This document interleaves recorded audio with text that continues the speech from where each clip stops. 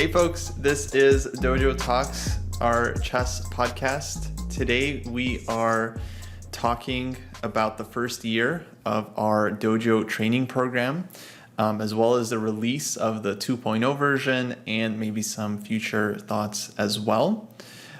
So yeah, we just celebrated our first year of launching the Dojo Training Program. I would say it was more successful than we would have hoped. We threw out some numbers like this week on social media and stuff, but the big ones are collectively, as a group, the program earned 73,000 rating points, and that's with not everyone tracking their stats and people only counting, let's say, one rating number for that tracker, meaning they might have gained chess.com points, Lichess points, USCF points, FIDE points, but only tracked one rating per person. We had an average rating gain of 41 points per player that was tracked, which was very, very cool. Overall, we crossed 1,000 members somewhere in the first year. Lately, we're up to about 1,300, which is very cool. And we recently introduced the 2.0 version. So just to catch everyone up, I'm gonna try real hard for this not to be like a sales podcast, right? We're gonna go into some actual discussion at some point, but just to catch everyone up. You sound so like professional and serious now. When we were getting set, like folks already missed the best, which was Dojo Talks haircuts. Now it's all like Dojo Talks business.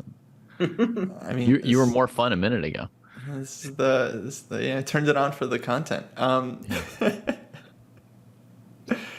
So we released 2.0, folks. Really apologize for that interruption. I'm really sorry.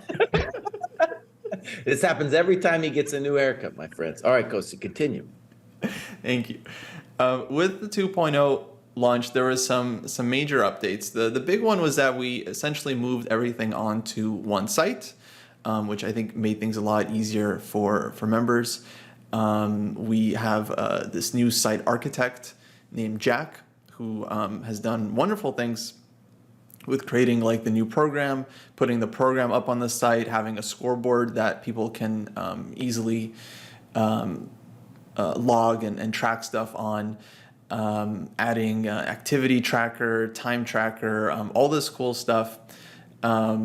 So everything is all in one place. For 1.0, of course, people know our big struggle was that things were kind of all over the place. We had a Discord, we had all these Google Sheets, and a lot of people gained a lot of rating, but of course it was definitely a learning curve to actually start and like use the program. So with 2.0, really the biggest update is that everything is a lot easier and it's all in one place. We've got a games database of all the games that people have submitted over the past year and new games. And then we have this like very cool shared group calendar where people can schedule games now and training sessions. And a new update, this just launched like yesterday. We've now made it much easier to find a sparring game, because you can go to the site, you can look through all the sparring positions we have recommended in the program, pick one that you want to play, just immediately get the challenge link, automatically copy it, send it to your friend, and you guys can get started. So it doesn't take like 3 to 5 minutes to like find the position and copy it into chess.com or Lichess. You just get the link, you send it to someone, now you can start playing. So it's gotten a lot easier to actually get your chess training going. In addition, we also updated a bunch of the content, like we updated the books, the games to memorize, a lot of the games to study. We added some new bands, especially at the lower levels. We added a 0 to 300 band, 3 to 400, and then every 100 points since then. And updated a bunch of tasks, but those were the major things, just major website overhaul, and I think a much tighter, streamlined program. So overall, I was super pumped with the 2.0 launch. I think it's a great update for the program. And I'm just excited for how good our members are going to get. I don't know about you guys. Yeah, really pumped. And let's just say the obvious. We had a huge boost from Jack Stenglein, who was in the program, who then really designed this beautiful site and did it so fast and so beautiful. I mean, that's just well done, but it's just like a beautiful site. And every day it's gotten better in ways that just are stunning to me. And so I think it's a real beautiful marriage between like the ideals of the program that we started with a year ago and now the technological ability to really showcase the program. And, myself having now used it, seeing some students engage with it, it's so much simpler and just fun to use. Whereas the other thing, it was like, okay, I got to negotiate this Google Doc and figure it out. And a lot of people did it, right? But it wasn't as fun and rewarding as this site is, which is really the goal. For, when you do some hard training, you want to then come here and be like, I want to log it and I want to see what the people in my cohort have done. I want to see if I can get my dojo score higher than them. And I want it to be easy. Like the hard part should be the chess, not the technological stuff, right? Yeah. Yeah. For sure. I would like to get my dojo score higher. And I'll just say as an anecdote, today I was working with Jamil, and that dude, ages ago, we did the bishops and knight checkmate, but he saw like, oh, I got to check this stuff off when coming to the new cohort, and was like, well, I want to do it again. And then, we have an easy bishop and knight checkmate, and then we have a hard one. And then he failed. He did it instantly with the easy one and then failed. And it was, to his chagrin. But like, it was this thing where like, oh, I put it in, and then Cartier Tonk is right above me. There is Chess Latte right above me in the dojo score. I can clearly catch these fools if I put in these requirements. Oh yeah, dude, I'm into it.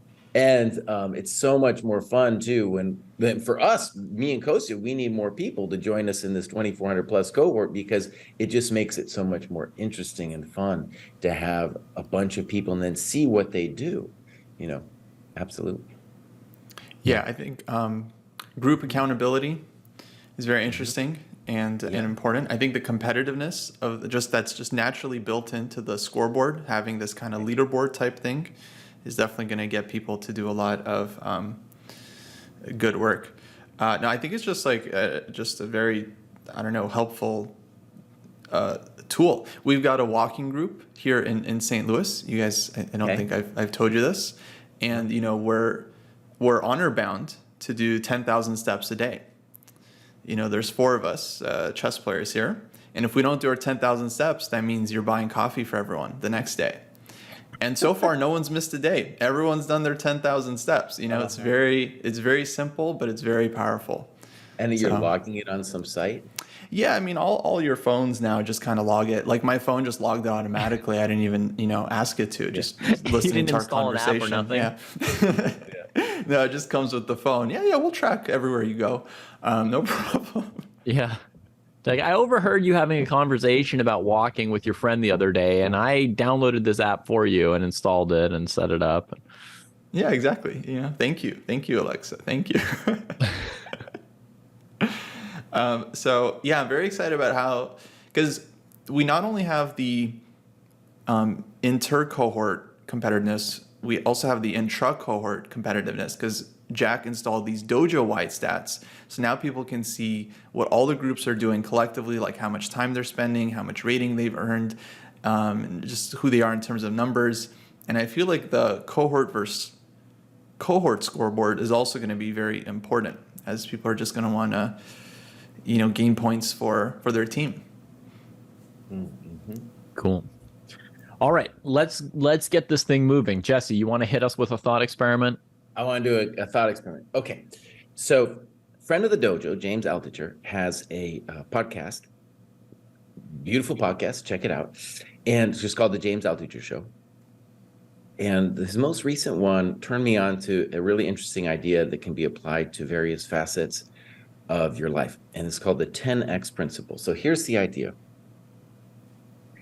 In most people's lives, this is definitely mine, when I think about the areas of my life in which I'm striving towards something, I'm generally actually just trying to get small gains around the edges. So for example, let's say with fitness, Oh, I might be like, oh, maybe I'll try not to eat X, maybe I'll try to eat a little bit more of Y, maybe I'll try to be like Kostya and go walk a little bit, in the morning, maybe I'll do a little stretching here and there, So there's these little tiny things that people are doing all around the edges. And that's what most people are doing in these areas of life where they're trying to improve. Instead of doing a bigger thought experiment, we're going to be like, okay, time out. What would it take for me to truly make the next level, right? And this could be applied to fitness or other things.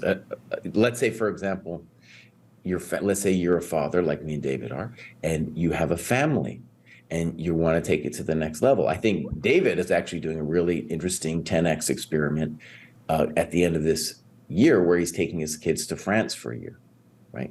Oh my gosh, huge 10X experiment where you're saying clearly, I want my kids to learn French. I want my kids to be exposed to some other culture.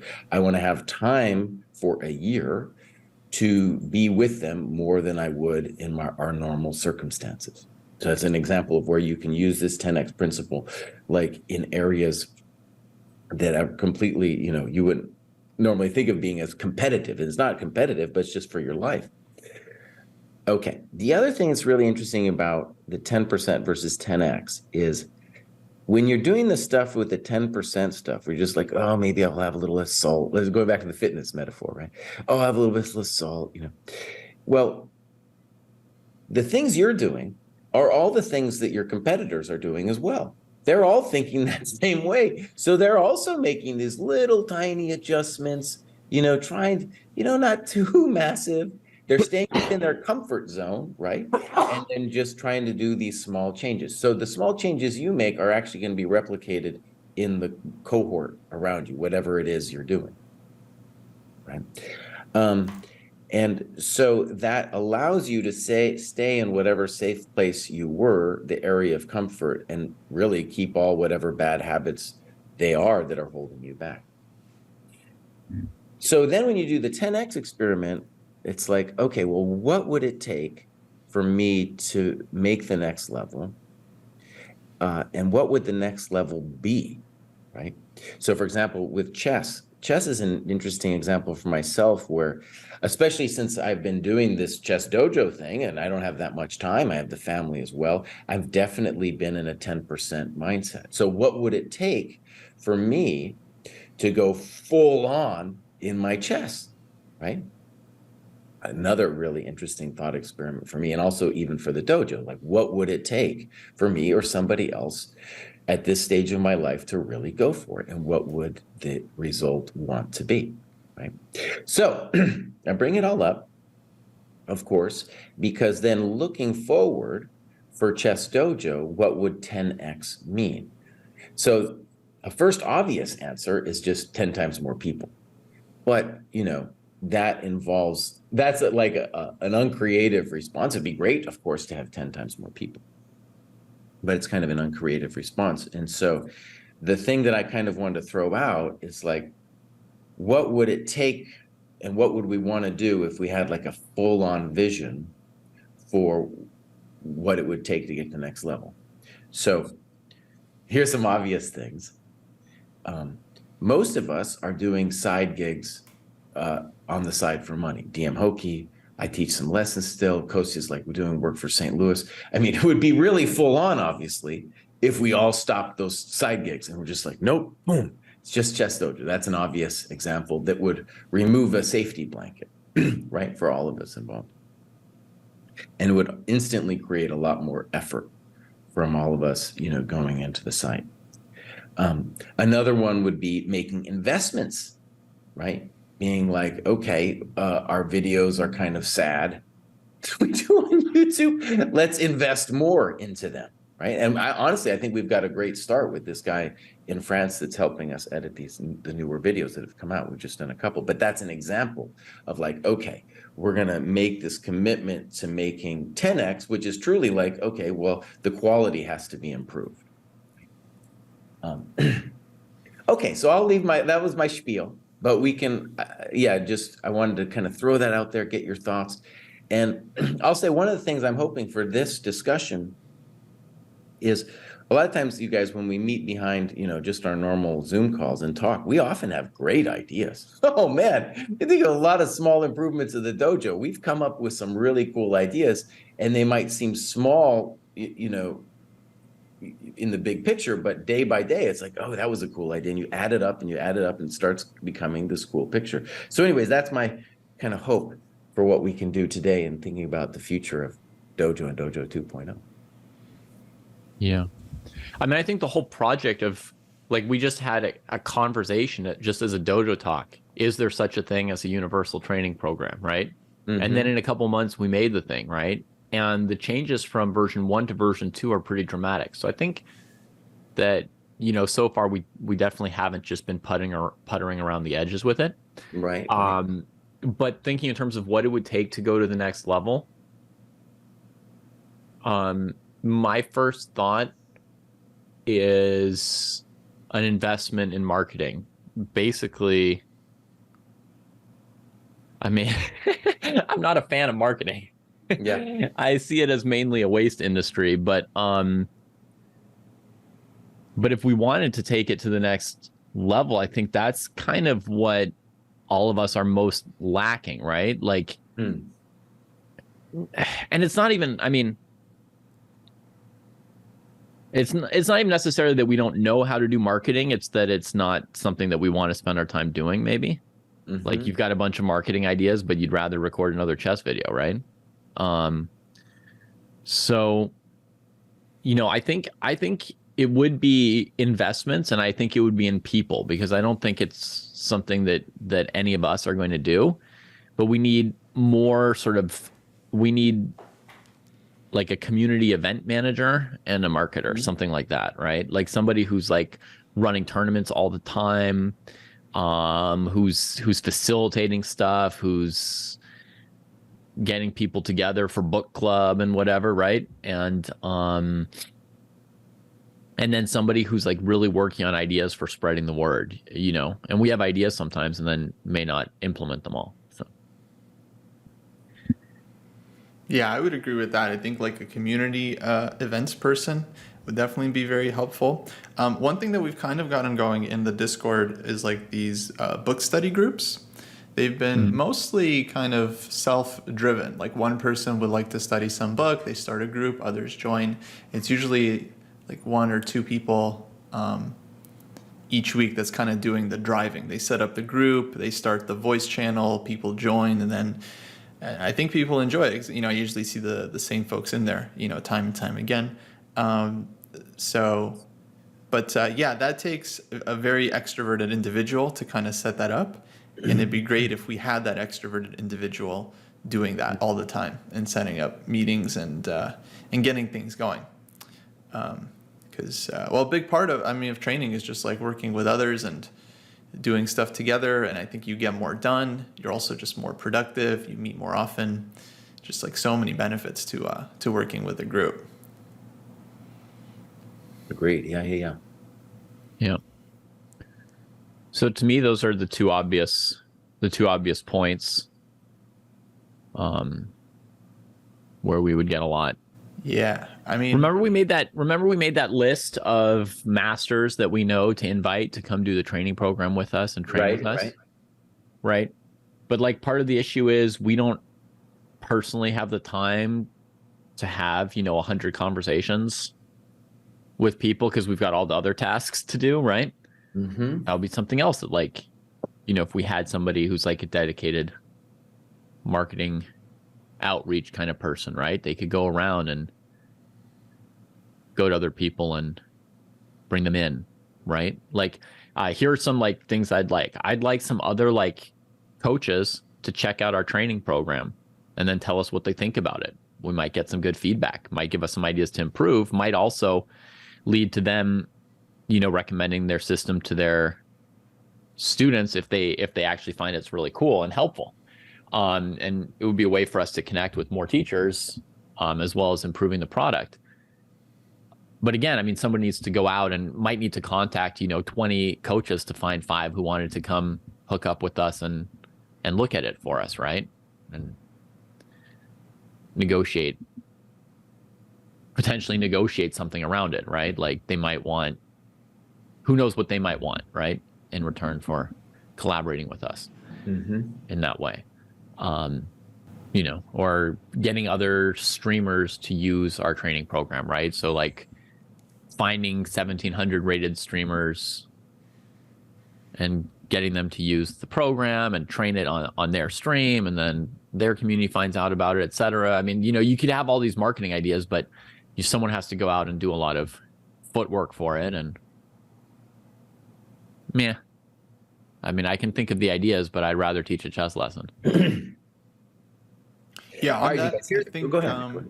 Yeah, sorry, I just want to say, I think it'd be great actually if we got more community streamers on Dojo's channel, because we got a few members in the program that they're either streaming on their own or maybe interested, and we have a lot of empty hours that we could fill of just, it could just be a student going through something in their program, and I think people would watch and it'd be interesting. And yeah, I feel like there are people out there that would be happy to jump on the stream and lead some training, but they have to be, you know, coordinated, and they got to get set up, and they need like a mic and a webcam, you know, all this stuff. So it's like, yeah, it's a lot of work to kind of oversee all that. Okay, you guys, this is my top, just off the top of my head, list for things that would take us to the next level. And they're not, honestly, it's not amazingly hard. First, let's just say all these things that I'm about to mention will hopefully drive growth. And growth is important in that then it would allow us to invest more. But also, one of the things that we're seeing with the new scheduler, right, where people, oh my God, let me just say, you guys, with this new sparring setup, it's just amazing because it's so much easier. And then the drive in numbers is important for the sparring because that makes it much more feasible for someone just to show up and have somebody to spar with, right? And that's been a kind of complaint that we've had, and kind of like, I'm hoping that soon we'll get to that critical mass, which is combined with the technological ability to do what Jack just did, basically, which is to set up sparring in an automated way. But that we'll get to that critical mass where somebody can come to the site and simply be able to find a sparring opponent easily, right? And we're not quite there yet, but when you look at our scheduler, oh man, it's getting full. People are starting to use it more and more. So I'm hoping that that's like on the horizon. So let's call that sparring critical mass. That's another thing I'm going to add to my list. Okay, but growth in any ways will lead to that. Okay, here's my things. You guys mentioned community events. Totally agree. And I want to say both online and offline. Like, I want to meet people at tournaments. When I go to tournaments, amazing people, you know, come up to me and shake my hand and stuff.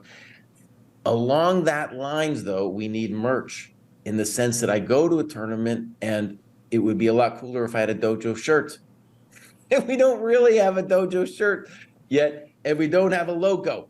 We don't have a great logo yet that goes on a great shirt. And that goes to David's thing with marketing. I totally agree with the marketing. And the marketing, of course, is driving the numbers. And Jesse, like, I don't want to derail your list, but you know, just as a conversation, like, that's the kind of thing where, like, I'm sitting around talking about logos with Kostya for like 10 hours, and I'm like, dude, that's not like our lane, right? Like, right? We're looking at like pixel art and whatever, and like discussing concepts, and it's like, I just like, that is so dumb for a couple adults to sit around talking for hours about, like, you know, a little gi or like a belt on the gi or should there be a forehead band or whatever. It's like, oh my God, that's just like such a stupid, like, what am I doing in this moment, you know?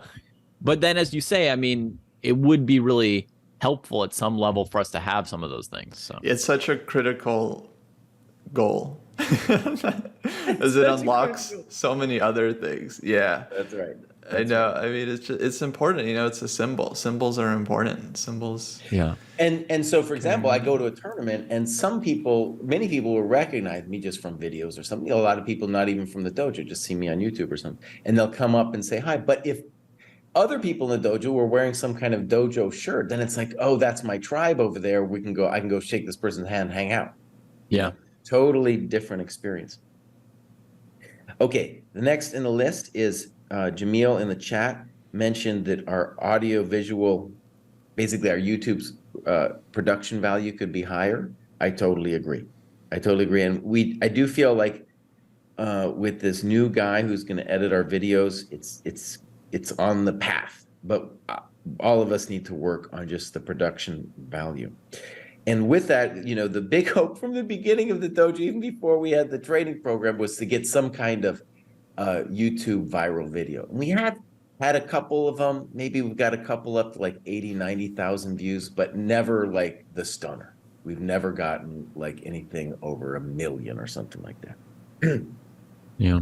Okay, then I want to add also, and this is my final one for now, though I'm going to have probably think of more, is I think it would be great to fill out some of the top cohorts some. And even if we just had like, let's say, so just to, if you're just listening, you don't know what I'm talking about, our cohorts beginning from 22 to 23, 23, 24, 24, 25, or 2,400 plus, they're weekly they're sparsely populated. David's alone at 23, 24. Me and Kostya are just alone at 24, 25. In the old Google Doc, we had like enlisted some bros of ours to get in there, but they haven't been using it. You know, they're busy with their own lives. So to get active people in there is huge, not only for the cohorts, but also like I want those people who come in to maybe also be teaching the lower cohorts. You know, they can be paid to teach some of the people that are interested in lessons in the lower cohorts, for example. And then for me and Kostya and the other people at the top, it makes it so much more dynamic just to have more people in that cohort. Okay, that's it. Now, you know, the sparring critical mass is essentially that same thing, but just for the higher cohorts, because we don't have it there yet. I think that's my first, okay, so that's my first take on what it would take for 10x. Doable, actually, very doable. No, I mean, I think, honestly, I think a logo, or just not to harp on it too much, but a logo would go a long way. I feel it's like 25% of the of the journey right there. But it's fine, you know, it's fine that it's taking a long time because it's important, you know, it's like important things take time, and it's like you got to get it right, you know. It's like you got to measure a lot before you cut. Yeah, it'd be great if we had more people, especially at like the higher levels, because then we'd really just have no, I think for everyone it'd just be there'd be a lot more kind of sparring and availability throughout. Definitely, like, not everyone in the program has a good time finding like training games or sparring partners. People live in like different time zones, so the more people we have, especially in all over the world, I think the better in terms of having like availability, you know, the numbers for the sparring. And actually, I'll add one more thing, and that is, I think it's really important for our own sanity, but also for the program, that we participate actively in the program itself, in the sense that we use the program to improve our own chess. And it might seem obvious, but it's actually it's a thing that I'll speak for myself, that involves commitment, right? In the sense that I need to get up early in the morning and do it, or else it's not going to happen. Then life takes over, dojo takes over. They're like the little Discord notification thing is popping out of the wazoo. The kids start screaming, I got to get it done. So it's like, in the same way that other people, I'm sure, have life that's getting in the way, we need to do it. And I've told Kostya this story before, but I think it's really relevant, is that at my gym, there's like, the gym shifted owners, and the guy on the way out was a great guy, but he wasn't really doing it himself. And it kind of like, the feeling, it like percolated downward, in the sense that dude was just there kind of as a job and wasn't into it, wasn't doing it himself. Great guy, but still it didn't matter. It's like there was a feeling of a esprit de corps, whatever you want to call it, that happened once we see the coach doing it, him or herself, right? changes everything. So I feel like that's an important part of 10X as well, which is a big commitment because we're working hard, like on the site, we're working hard on like our lives and everything. And then also for chess, it's a big commitment. Yeah. I mean, for me personally, the struggle is it's really hard to have more than one thing kind of like at the top of my focus. Like I can work on multiple things throughout like the week and stuff, but I feel like I can only obsess over one thing. And so if I'm only trying to improve my chess, then that's kind of the thing that goes up to the top of the focus. Mm-hmm. Lately for me, my focus has definitely been on the program, but not like doing the program, but like making the program better. Yeah. Setting it up, improving the site, managing the Discord, managing the YouTube channels, managing our social media accounts. You know, it's like, so that's my struggle. Although I've been finding time to do chess work on the side, which is nice. Though it's been like with books that are outside the program. The cool thing is now I can track that and put it into my tracker anyway, which is great. Right. So I'm very excited because then I could show like, you know, I'm spending a lot of time. It's just not necessarily always on program tasks. Mm-hmm. But yeah, I've been working on this this weekly training plans as well for the people in the program. I think that's something also actually that will probably help us a lot once we have some established training plans that people can follow. Yeah, so many things we could do, not a lot of time. I feel like we're in a great position though. Jamil's saying that if we record and stream the work on our own chess, it can be used as content. But like I have to say, a lot of like the most important training that I do now, I've sort of wondered about whether or not to even do it on stream or how to do it on stream, because it'll literally be just me staring at a position for 20 minutes without saying a word or moving a piece. You know, like I'm mostly training calculation on like difficult critical positions. And then the positions are so hard that the people watching, you know, are basically never going to get the answer. And I'm not saying anything or teaching anything at all, so I don't know. No, that's definitely a struggle as well.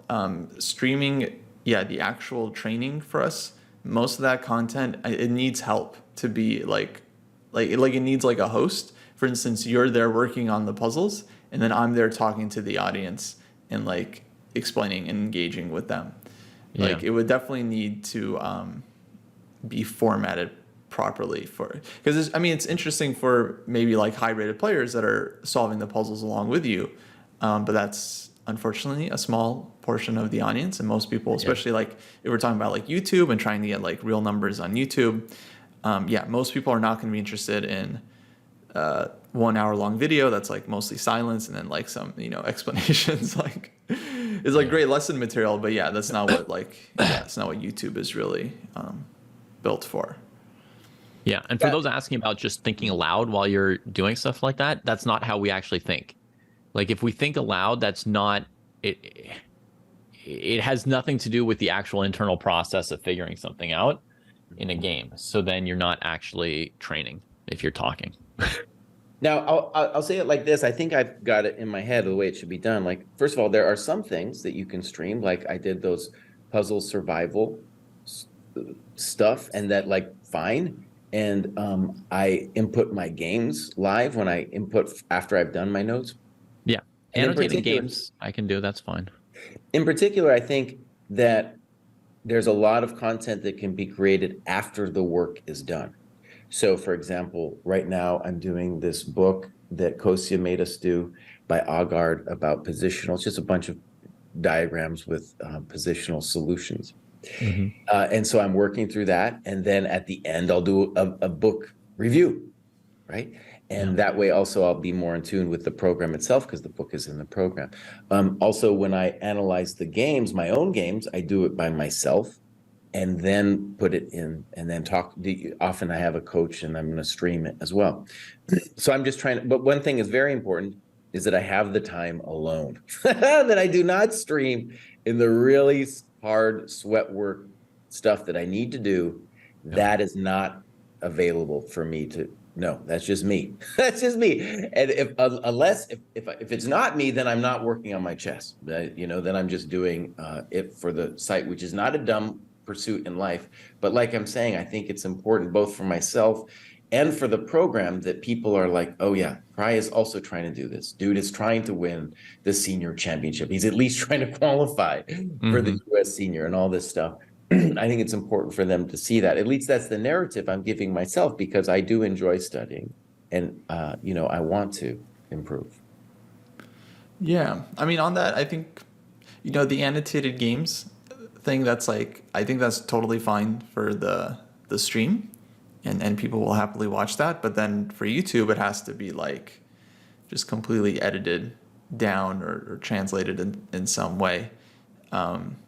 So it's definitely, not simple to balance like what would work for YouTube and then what would actually be, I think, helpful for our own chess. One of the ways it could work is if you're doing a lot during the week, a lot of training, and then every week that was kind of like condensed into like a 20 to 30 minute, like, oh, here's what I've been working on kind of thing. And then it just shows like the action of the 10 hours of work. I in a way, I was trying to do that when I did that road to 2,500. A lot of people write to me and be like, boss, what happened to that?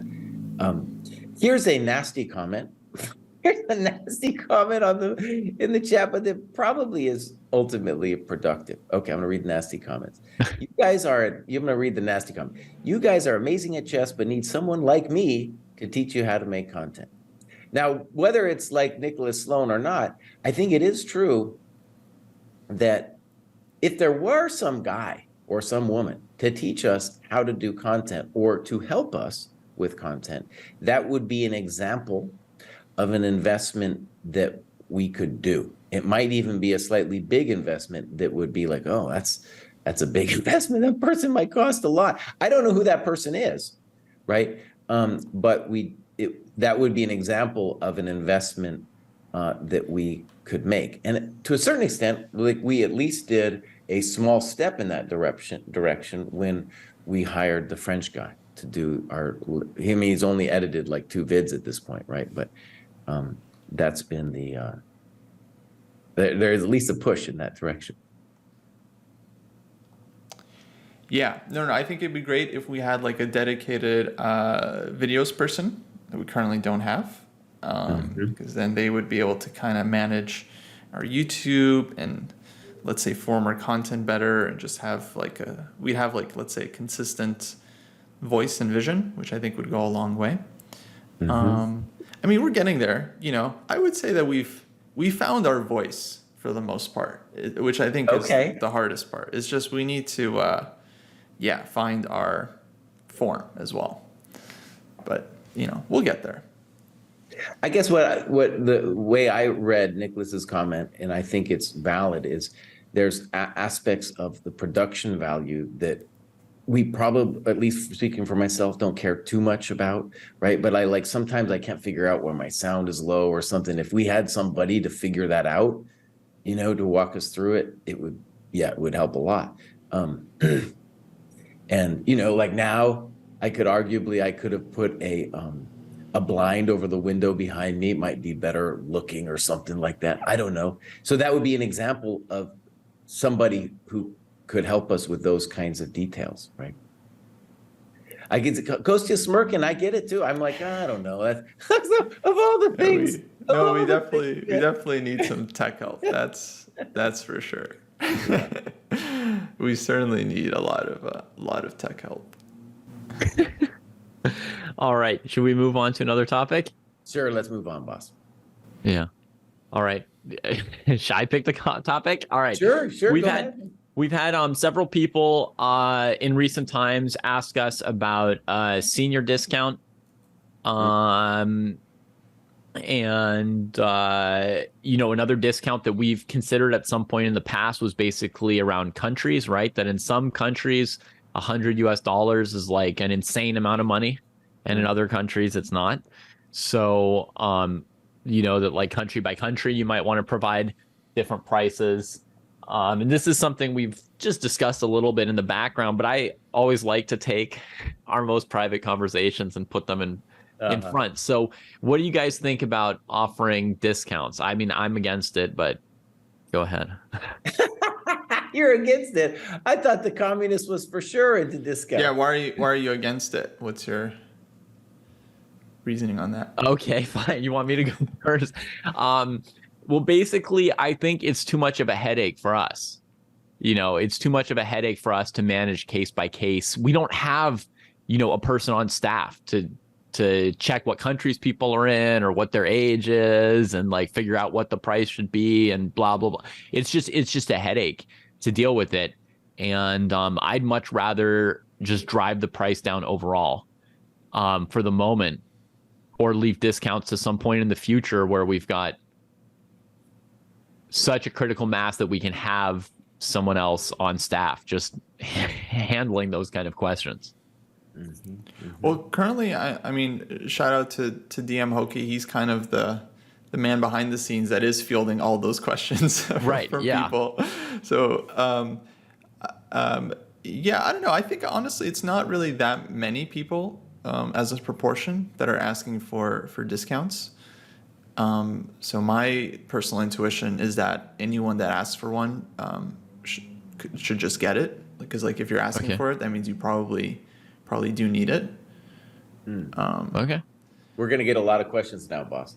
That poor Diamoki, man. Let me just say something, actually. We got to have a little bit of sympathy for Diamoki. So when we started Chess Dojo ages ago, Diamoki was mostly helping us actually with some of the technical stuff, like getting the YouTube videos up. He was doing all our thumbnails and stuff like that.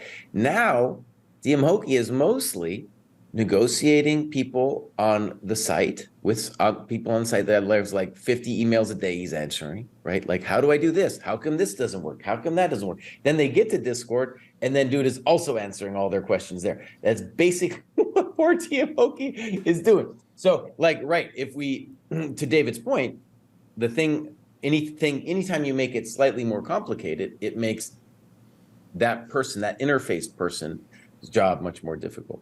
Right. Like, Costa, do you think anyone who asks for a discount should get a discount, or anyone who asks for a discount and says that they're a senior? What if they say, like, I'm from Nicaragua and our currency is worth less? What if they say I'm a student? What if they say I lost my job recently? What if they say I've got kids and my kids are expensive? Well, I mean, just, like, just to be frank, it doesn't cost a lot of money to get them onto the site. So, right. And again, it's not a lot of people that are asking for discounts. Right. I think for the most part, if someone can afford it and they feel like the price is fair, they're just gonna pay for it. Like, it's not really worth the hassle for them to get like a couple bucks off if it's already, if they'd be willing to pay much more. So. Yeah, I mostly see it as a win. Like, if someone give it to anybody who asks for it. I mean, I don't think we should necessarily like publicize it like that, but I would do more of a, if they ask, then tell them kind of policy. But yeah, I don't really see the downsides if we have a couple extra folks in there that are motivated, they're interested in the program. If it doesn't work out, they'll drop out. That's fine. If they gain rating, then that's more points, that we're responsible for. So that's cool. One of the things I like about the program is that it doesn't cost that much for the most part. I get it. Well, I'm going to talk more about countries maybe where it's not so easy to pay for it. But the fact that you have to pay a nominal amount means that that's already a psychological commitment to do it. So one thing that happened toward the beginning of the program is I had several talented young students, and I said, hey, I want you to be in the program and I'm going to give it to you for free. They didn't do it. They didn't do it. And it was like the impetus of a little bit of pain to get into the program is very helpful to be like, well, I'm paying for it, boss, so now I got to go do it. And I actually, by the way, when we created like, what should our price point be? We just that was just a guess, dude, as far as I can tell. But I think it was a pretty good guess. And I like as well, when we think about a discount, I think we do give a great discount for people who are willing to commit for a year. I would be actually interested in giving a discount for people who are interested in buying a life membership. I think that would be interesting, right? That's a discount too. I just spitball a number. Let's say $500 for a lifetime membership to the dojo. I think that would be a plausible offer. That's like the USCF life membership. For example, yeah. And USCF doesn't give you anything, man. Those people, I was so happy. I had this personal story. One reason to become a GM is you don't have to pay those yearly dues anymore. I was so upset at paying those yearly dues. That was a key reason for me to become a GM. But if we could, for example, track, let's say, people from India, like we could, some tech person had a way to verify that they were actually from India, then I would have no problem in giving a discount. But that's exactly what I don't want to do. Is I don't want to spend time and effort on like sort of verifying stuff and discussing stuff. You know what I mean? Like, right. I would rather just say we are like Kostia's solution if we just give a discount to anyone who asks for it, or a solution if there are no discounts. Like either one is okay with me because it doesn't involve a lot of like effort and time. Like I'm fine essentially giving it away as long as overall the dojo has enough money for everybody working in it to like live, right? Which we're not quite at, but we're sort of approaching, right? Which is why I kind of had that suggestion, like a competing suggestion, right? Which is like when we hit 3,000 members, we just cut the price in half for everybody. The main argument against that, I think, is what you brought up with your students, that if you make something like too free, too easy, no pain, no commitment, then people just won't do it. And what we don't want is like a bunch of people just in the program to say they're in the program and they're not really doing the program, right? That the program becomes diluted and weak then. So I think if we want to let people in either, at half cost or less than that, or huge discounts, then what we need to do is we need to charge them another entry fee, right? Like 10 annotated games or something like that, right? Like make sure there's some pain. Yeah. Be like, sure, we don't need your money, but we need your pain. We need your commitment. And I think Dave was laughing at a comment that we just got to read aloud because it's too funny.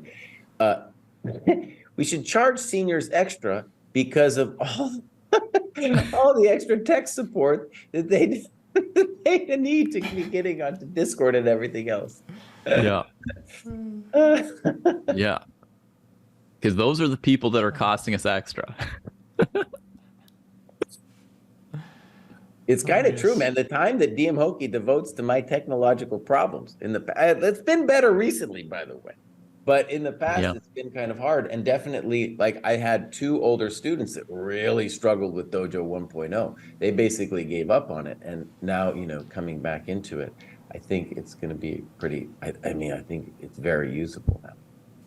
That's the other thing about, actually, let's just say, one of the great things about 2.0 is that the boomers, AKA the late adopters, they can use it. Right? It's easily understandable. It's a big difference. Yeah. So basically, I see 2 different options for what we do with like our pricing, right? One is we aim to bring down the price as the number of people in the program goes up to make it just sort of worldwide accessible over time. With just like a target of how much we need to make to keep our lives sustainable. And, other investments we want, right? Like if we need 6 partners because we need marketing and so forth, right? If we're making investments. Right. And the other option is actually Kostia's plan, just discounts for anybody who asks for it. And I think along with that, what we might want to do is start adding this like this cost that you have to submit X annotated games to get in. Which I think could be like a really cool piece of it, a good ticket to get in. Yeah, doesn't that like increase the effort though? Like the annotated games, people will just submit like a downloaded game review from chess.com, and we'll need someone To read it, you mean? Oh, Yeah. you mean we have to verify their work? I mean, well, number one, people don't even know how to annotate games. That's why they're joining the program. But yeah, number two, we'll have to verify their work. It'll cost us a lot of extra work. Yeah.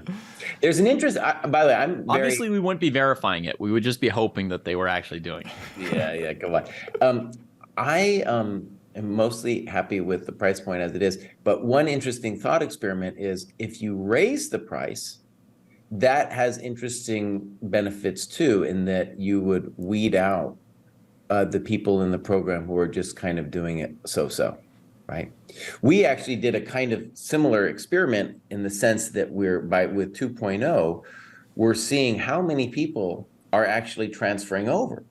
It's a really interesting experiment because we had from the old Google Doc, we had like we had 1,200 that were paying, and then we had like 1,700 on the Google Doc. So then the question becomes, how fast are people coming over to 2.0? And at the moment, we only have 560 coming over, right? So I'm sure we'll get more who, for whatever reason, haven't joined. Like I forced Jamil to do it today, and it was an enjoyable experiment. But I think a lot of people are like, okay, I got life going on. I'm not ready to move from the Google Doc that I'm accustomed to. But in any case, what it shows us is that's the number of people who are actually committed. So anyways, the thought experiment of raising the price would be like, oh, well, then we can provide more value to those people, and we can see who's actually truly using the program. Yeah. All right, we've got a question. What is the goal to make money or help chess improvement? The main goal is to help chess improvement, but it has to make enough money that we can live. Absolutely right. So and that's why, like, if we hit certain goals, like I have no need to make money beyond that, right? Like if we're able to live, I have no interest in tripling that or quadrupling that in order to whatever. I would just give the money away. So well, and let's say that there's when we did that list of what would it take to hit 10x, I mean, money is involved. Like, yeah. I'm so happy that we could pay Jax for what the amazing work that he did. Maybe we will pay more for like the quality for our YouTube videos. Maybe we'll pay somebody to do marketing. Maybe we'll pay somebody to do community events. I mean, that's all in all, we're talking about money, Yeah. And yeah, so, and by the way, guys, I don't know if we've ever like discussed this, but my benchmark for when we've made enough money and we can just donate anything beyond that or lower prices or whatever. Like my benchmark is when Hoki's wife says he can quit his job. Like it's like a very simple one line test. Like the line is right there. Yeah. That's it. Like as soon as he can quit his job, then it's like we've hit like our revenue line. Yeah. It's pretty funny. I'll just tell you guys a funny story. The who's listening. So, DM Hoki, he's like got a real job. Jack also has a real job, but DM Hoki's hilarious in that we can never get him on a Zoom call where we talk about stuff because he's at work. But even though he's at work, he'll be like watching the stream. He will be responding to people in Discord, to me in Discord, so he's there, but he's not there, Yeah.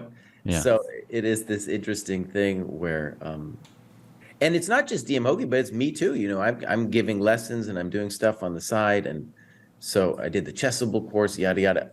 Ideally, I want that all to be a kind of a synergy of stuff where like part of the dream with the Chessable was to bring people over. And to a certain extent, I hope that happens. If chess gets too popular, one day Hoki's boss will be watching. That's true. If chess gets too popular, DM Hoki is going to hire his boss to work at our site. Yeah. That's funny. That's funny. Half our chat is at work watching us. That's how you do it. There he is. He's working from home today. They can't spy on me. Yeah, that really was the greatest change about the pandemic was the working from home shift. Yeah. So, Kostya, are you still in favor of discounts for anyone who asks after our discussion so far? I mean, within reason, if it gets, I'm just saying, like at the current numbers, it really wouldn't be that many. Right. But yeah, as long as it remains within reason, I And feel it's like kind of weird, like when you say, are they going to ask DM Hokie on his like 60 emails that the guy gets a day? Yeah, exactly. I read a bunch of those, and sometimes people just send in messages. They're like, "Hey, I'm retired, senior living on fixed income. Yeah. Can you give me a discount?" Okay, Right. welcome. Come on in.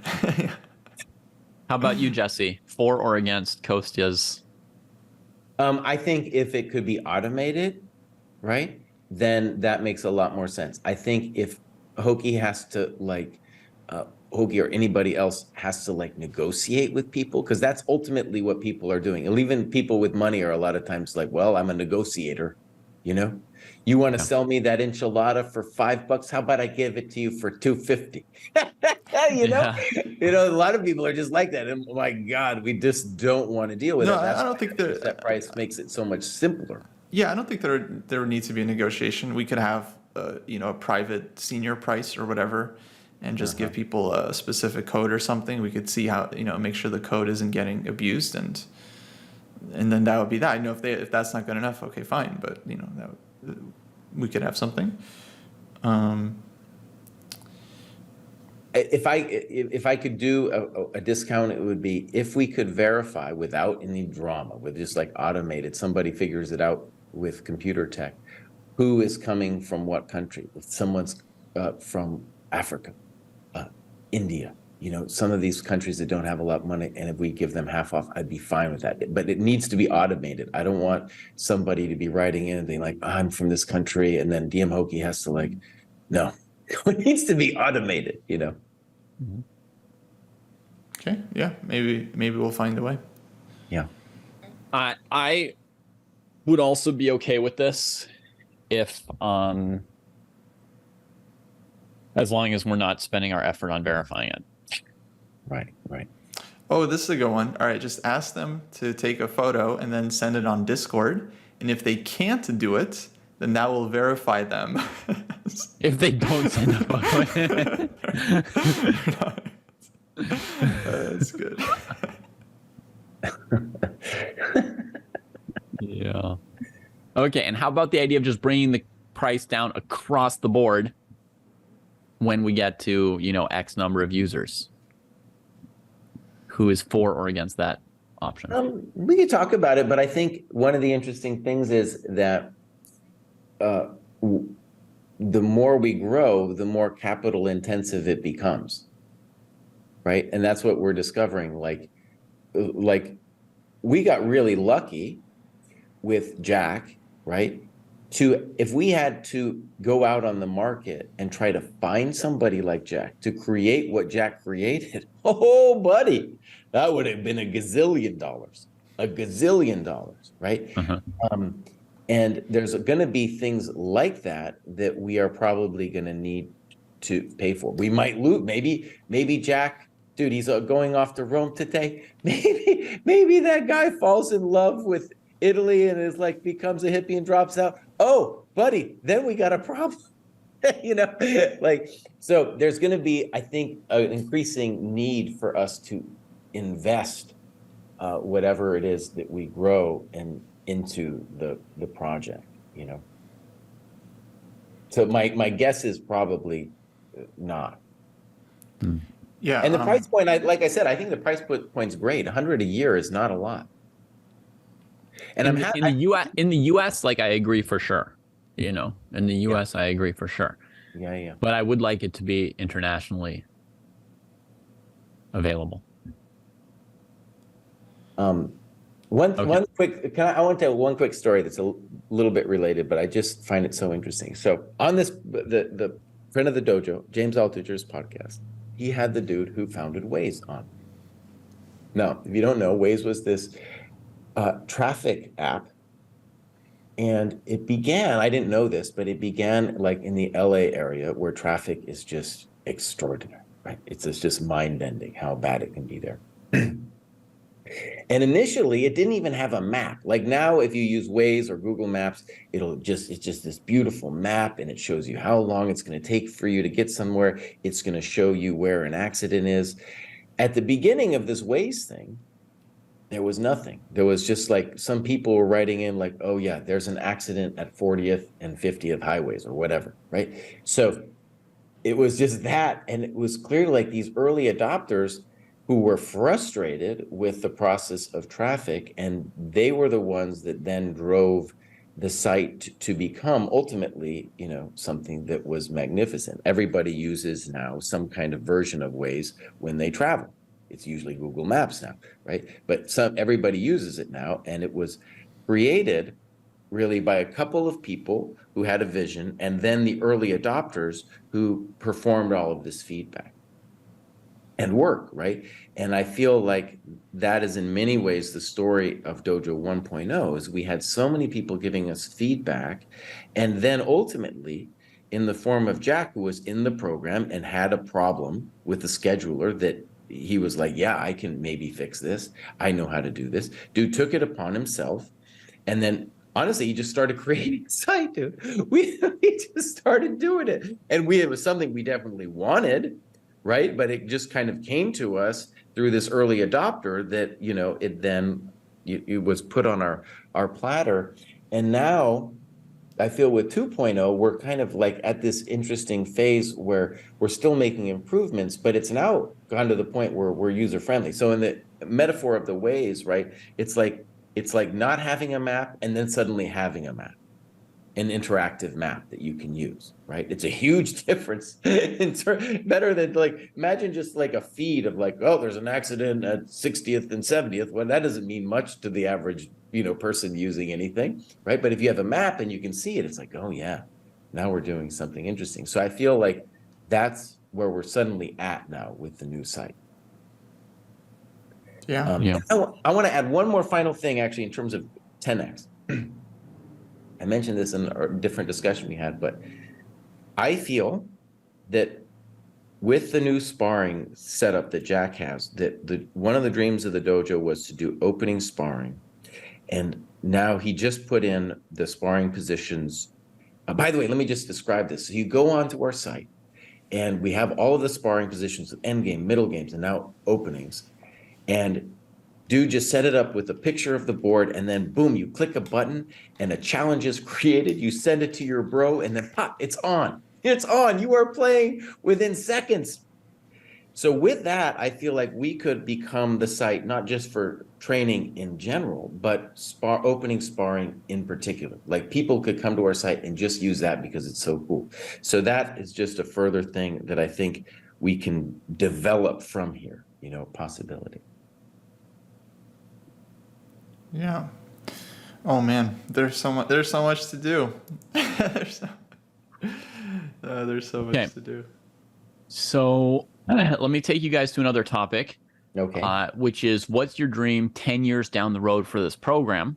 And I'll just say, like, the segue is from this question here. Like, one of my dreams is that it be available to anybody who wants to do it, right? So that's sort of my concern with the price, and that's why I'm thinking about, I don't want people to take it for granted. So I want to make sure that there's the investment and the pain and all that, but it doesn't have to be on the financial side. I want it to be accessible. What dreams do you guys have down, like way down the road? How do you imagine? So 10 years, you're talking like 2033. Yeah. Yeah, it's very hard for me to think about years out in the future. Even like 2026. I got some dreams, boss. I got some dreams, yeah. Okay, I don't know about 10 years. It's hard to imagine 5 years is kind of a similar dream, but down the road, like, let's imagine we had 30,000 people. That would immediately, like, all the sparring problems would be solved. You come on our site and you're going to find some sparring. One reason also to have a little bit of a pain point is what we've discovered is in our events, people aren't cheating. I will say, in watching some of Jamil's games, the cheaters are, oh, dude, they're going to town. They're going to town at chess.com. It's like, oh, man, they're like, I don't know, I'm just saying. Anyways, let me get back to the point. Let's get back to the point. So it's a safe place for people to play online where there's little to no cheating. You can never eradicate it completely, but the pain point, the barrier, creates a much cleaner space than you get at chess.com. Okay. We might even get games being played on our site. That's something else that I can imagine 5-10 years down the line. We are talking about that, where the games themselves could be played and we wouldn't have to export it to Lichess or chess.com. Another thing that I want is I want it to be so boomer friendly that we get people interacting with the site immediately without having to do Discord at all. We can have our Discord, but I want it to be so user friendly that you don't have to do it at all. You can do it right now, but the site at the moment is still directing people to Discord. I think our audiovisual can get much better. We have, in 5-10 years, we have a recognizable logo. We have merch that people see when we go out to do stuff. We're going to have live events in different cities where we come and hang out. Logo, man, dreamy big, Jesse. Yeah, dude, we got to have it. And then he wants a logo within 10 years, Coast. No, what I said was, though, something that's recognizable. Yeah. Something that's recognizable. You see that across the room, like, right, everybody knows that's the Chess Dojo, right? No, absolutely. I was just laughing at it. It's just That's taking this fine. long That's time. fine.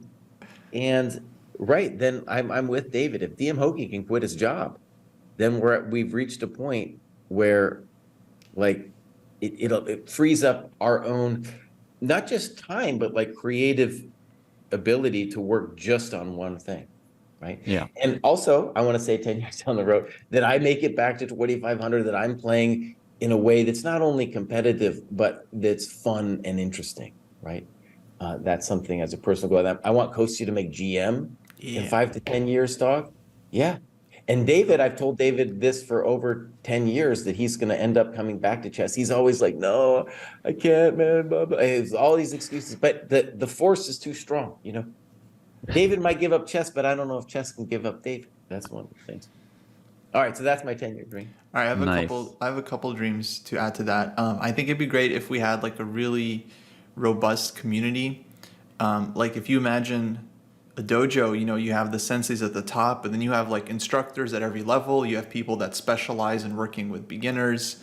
So it'd be great if we had more like instructors, even like students that develop through the program, right, or have been using the program for a while.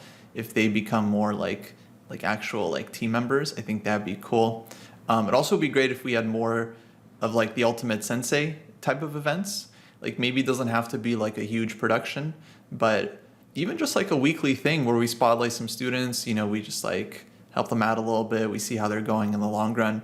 I feel like that would be awesome if we had like some more of that, like some one-on-one training and just like tracking like the journeys and the narratives of like some of the students in the program like over a long time. I think that would be very, very cool as well. 10 years is a long time. Yeah. Oh man. Yeah. I mean, I think a big piece of my vision for it at that point is like it's got to have more coaches than the three of us. I think that's like a huge piece if it's going to grow, right? Because there's going to be a limit to how many students we can know personally and like look at some of their games and give them some guidance. Right now, there's kind of like, you know, we're pretty well connected to all the people in the dojo. And I think there's got to be, in a certain sense, like more dojo coaches, right? Like people who are familiar with the training program and use the training program, and they teach private lessons in a way that complements with the training program, and their students are doing the training program. That's what I really see. Also, 10 years is long enough that a bunch of them could be people who, you know, are students now, right? And in 5 to 10 years are going to be masters and are going to be teaching. So I'd love to have a bunch of, you know, dojo produced masters, new senseis, that even come from within, although they can also, of course, come from without, you know. I totally agree. And I want to say it's especially important as we scale up. Like I recognize most of the names from like doing graduation shows and Discord interaction. But if we imagine getting to 3,000 people, well, I'm obviously not going to know, a lot about many of those people, right? So that what you're saying becomes more important as we scale up. Yeah. Let me guys give you an example of just Jack's amazingness. While we were doing the show, okay, dude compiled just because he thought it would be cool, and it is cool, the total dojo score, the dojo points per cohort, showing which cohorts are gaining the most total dojo points. Amazing, dude. Amazing. Yeah. And is he like doing that on like programming it on his phone in a cab on the way to the airport or No, something?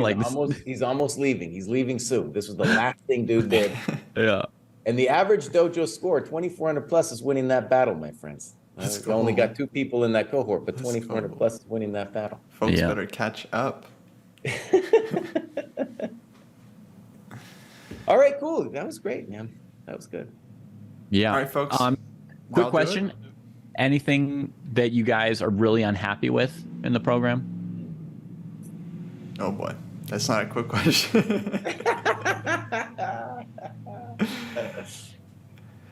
No, I mean no, not things really are good. unhappy. There's always stuff to improve. I mean, as we've mentioned, there's lots of things we're working on. But, Yeah. I mean, overall, things are great. The community's pumping. People are gaining points. Yeah. People are happy There's with nothing the new you hate. site. There's nothing you hate. I mean, we've had a bunch of 2-to-1 votes on various things, right? And I was just curious if anybody was bitter about anything or thought we made any big mistakes. No, I mean, No, even the stuff that didn't go my way, it's a pretty small change, really. I think you guys have made mistakes, but I don't think it matters. It's like the vision is still more important. And when those mistakes come home to roost, then I'll say I told you so. But there's no reason for me to air those grievances right now. Okay, so Costa, you have some grievances. I want to hear them. We could do another show called Airing of Grievances. Airing of grievances. That's the Like, best.